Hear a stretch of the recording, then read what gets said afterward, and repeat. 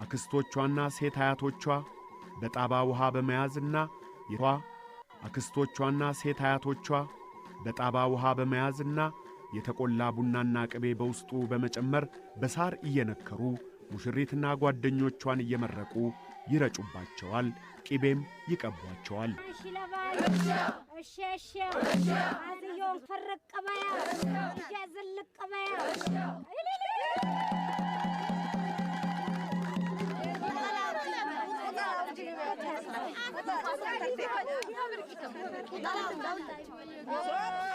እናቷ ንጥር ቅቤ በጣባ በመያዝና በሳር እየነከሩ በመርጨት ሙሽሪትን ይመርቋታል፣ ቅቤም ይቀቧታል። ይህ ድርጊት ሙሽሪት ትዳሯ የሰመረ በፍቅርና በጤና የተሞላ እንዲሆን ምኞታቸውን የሚገልጹበት ነው። ይህንን የኢሮ ሥርዓት መጠናቀቅ ተከትሎም ሌሊቱን ሙሉ ይጨፈራል።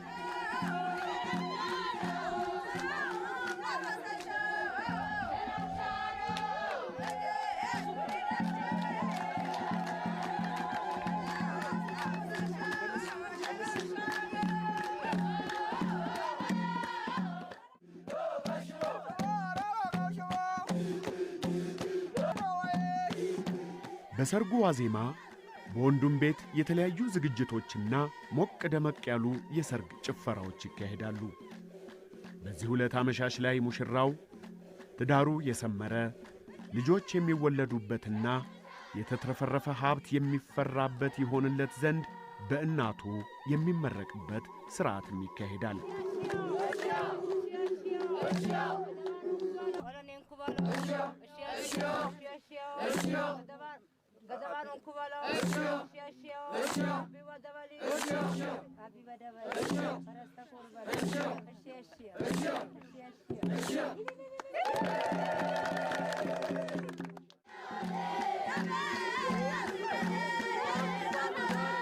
በሰርጉ ዕለት በሙሽራውና ሚዜዎቹ እንዲሁም በቤተሰቡ ለአጃቢነት የተመረጡ ሰርገኞች፣ የልጁ ዘመድ አዝማዶችና የአካባቢው ሽማግሌዎች ማለዳ ላይ ይሰባሰባሉ።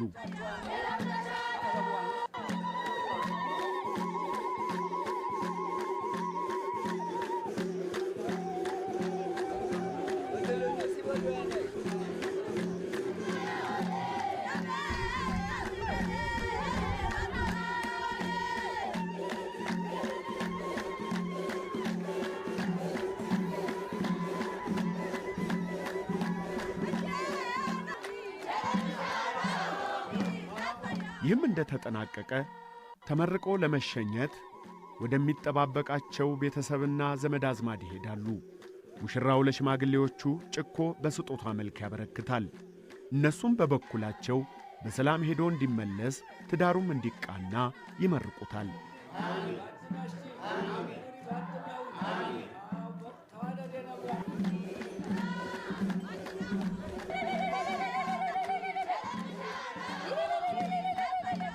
በመጨረሻም ሙሽራውና ሚዜዎቹ እንዲሁም አጃቢዎች በፈረሶቻቸው ተቀምጠው እየጨፈሩ በግልቢያ ወደ ቤት ሄድ መለስ በማለት ለጉግስ ጨዋታ ወደ ተመረጠ ሜዳ ይሄዳሉ።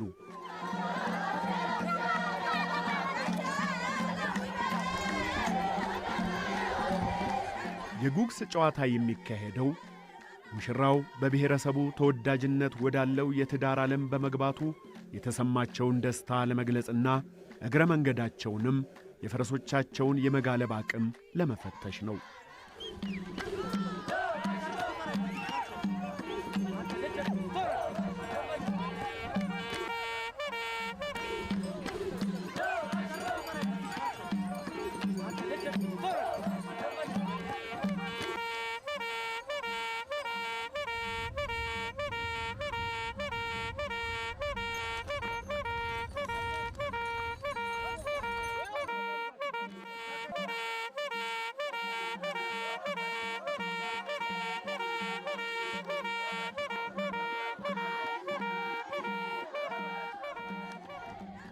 ሰርገኛው በሙሽሪት ቤት ሲደርስ ሞቅ ያለ አቀባበል ይደረግለታል።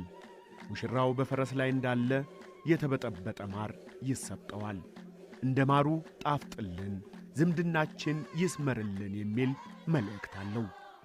እሱም ተመሳሳይ ምኞቱን ለመግለጽ ከማሩ እየተጎነጨ በቤቱ ክዳን ላይ እንትፍ እንትፍ ይላል።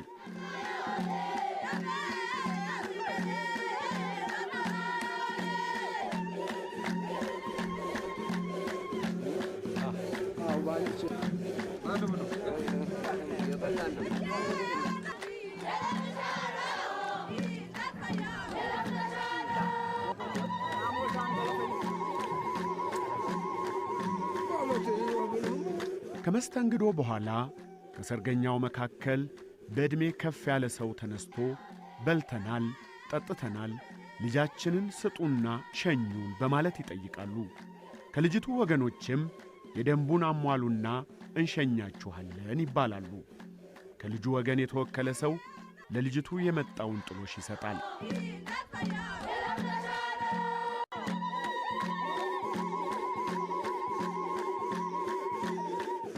ይሄኛው ጎሏል፣ ይሄ ቀርቷል የሚል ክርክር ሊነሳ ይችላል። ጥሎሽ አስረካቢው ከቻለ ተከራክሮ ማሳመን፣ ካልቻለ ደግሞ ቀረ ወይም ጎደለ የተባለውን ነገር ሊገዛ የሚችል ገንዘብ መስጠት ይጠበቅበታል።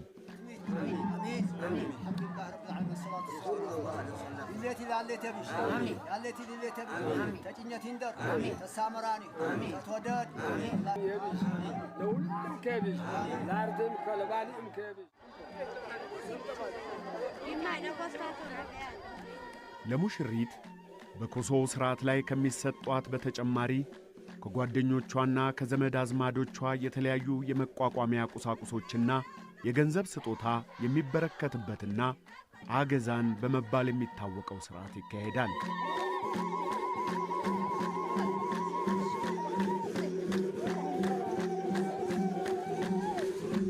ሙሽሪትን በመጡላት አልባሳትና ጌጣጌጦች የመሞሸር ሥራ ይካሄዳል። ይኸው እንደተጠናቀቀም ሁለቱ የሙሽራው ሚዜዎች ልጅቱ ወደ ተሞሸረችበት ቤት በመዝለቅ ሙሽሪትን ሽቶ ይቀቧታል።